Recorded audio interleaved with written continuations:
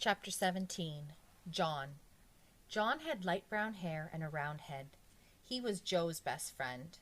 John was one of the smartest boys in Mrs. Jewell's class. But he had one problem. He could only read words written upside down. Nobody ever wrote anything upside down. But it was only a little problem. John was still in the high reading group. He just turned his book upside down. It was easier for John to turn his book upside down than to learn to read correctly. But the easiest way isn't always the best way. Mrs. Jewell said, "John, you can't go on reading like this. You can't spend the rest of your life turning your books upside down." "Why not?" asked John. "Because I said so," said Mrs. Jewell. "Besides, what happens when I write something on the chalkboard? You can't turn the chalkboard upside down." "No, I guess you're right," said John. "I know I'm right," said Mrs. Jewell. "You are going to have to learn to stand on your head." John couldn't stand on his head. He had given up trying. You would have too if you had fallen over as many times as he had. Joe was John's best friend. He could stand on John's head. Every time John fell over, Joe stood on his head. After all, what are friends for? "My head is too round, Mrs. Jewell. I can't stand on it," said John. "Of course you can, John," said Mrs. Jewell. "If Joe can stand on your head, so can you." "It's easy, John," said Joe. "I can't," John repeated. "I always fall over." "Nonsense," said Mrs. Jewell. "All you have to do is find your center of balance. Now up you go."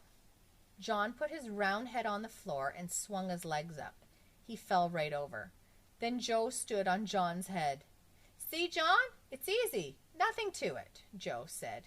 "We'll help you, John," said Mrs. Jewell. "Joe, get off of John's head and get me the pillow from under my desk.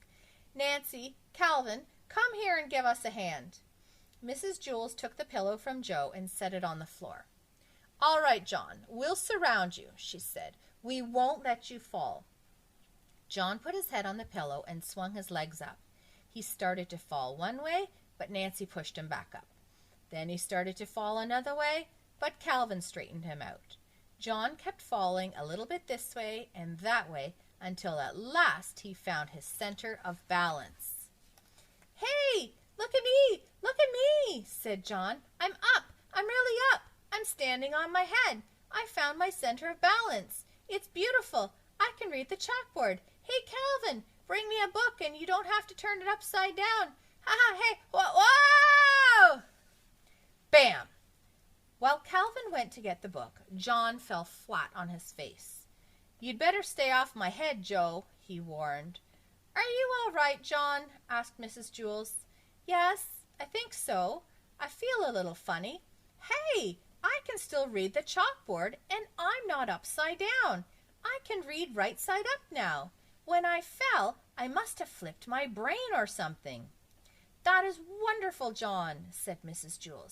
"Here, put the pillow back under my desk. As a reward, you may have a Tootsie Roll Pop. They are in the coffee can on top of my desk." John placed the pillow on top of her desk.